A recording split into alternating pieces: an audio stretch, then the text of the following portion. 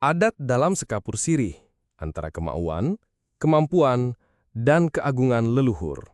Oleh Mansur Martam, penyuluh agama Islam.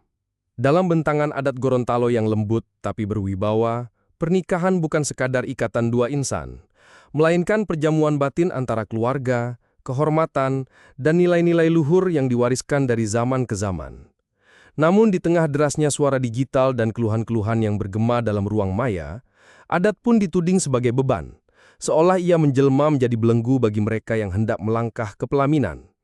Padahal sejatinya adat tidak pernah bersifat memaksa. Ia hadir bagai angin musim yang mendatangi hanya bila kita membukakan jendela hati dan kesiapan.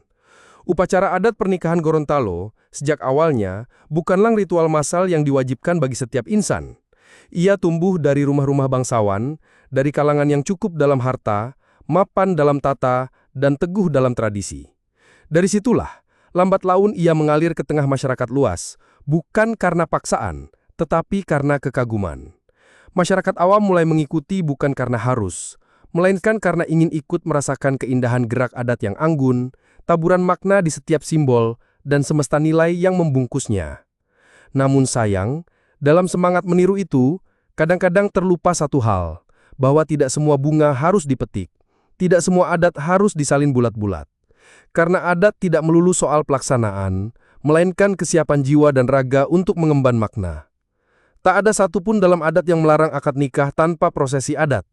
Pernikahan tetap sah di mata hukum dan agama, meski tak diiringi modutu, mopotilandahu, ataupun momuhuto. Sebab adat bukan syariat, dan adat pun tidak ingin melampaui batas yang telah ditetapkan Tuhan.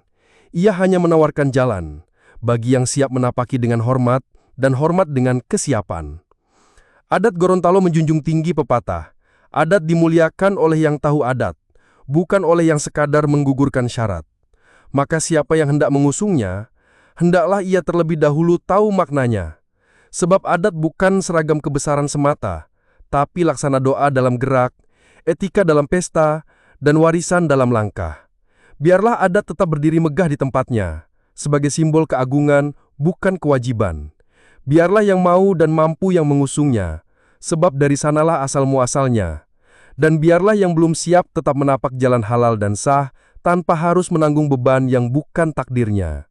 Karena dalam adat, ada kelembutan.